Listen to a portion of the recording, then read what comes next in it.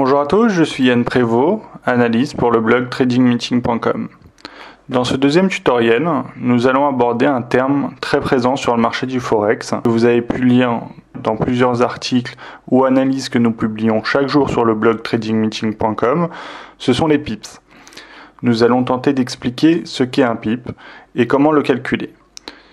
Nous allons dans la première partie donner la définition d'un pip. Dans une deuxième partie, nous allons donner quelques exemples. Et dans une troisième partie, nous allons passer par des exemples pour vous montrer comment déterminer la valeur d'un pip. Tout d'abord, il faut savoir qu'un pip désigne la dernière décimale utilisée, celle qui représente la plus petite unité de variation d'un cours de change ou à un point pour les autres produits financiers. Sur l'euro-dollar, pour un cours à 1,36, une hausse de 10 pips donne une cotation à 1,3610. De même, une baisse du cours de 10 pips donne une cotation à 1,3590. Dans les opérations de change, la valeur d'un pip dépend de deux variables, la perte de devise traitée et le montant investi dans la devise. En ce qui concerne les majors, les crosses contenant le yen à l'incertain ont un pip qui n'équivaut pas à 0,0001 mais à 0,01. Pour faire simple, le pip est en fait le cinquième chiffre de la parité si on enlève la virgule. Par exemple, si l'euro-dollar cote 1,35 et qu'il y a une augmentation de 2 pips, le cours de l'euro-dollar coterait désormais 1,3502. Si l'euro-yen cote 118,40 et qu'il y a une augmentation de 2 pips, le cours euro-yen coterait désormais 118,42. Et si le GBP franc-suisse cote 1,6550 et qu'il y a une baisse de 2 pips, le cours GBP franc-suisse coterait désormais 1,6548.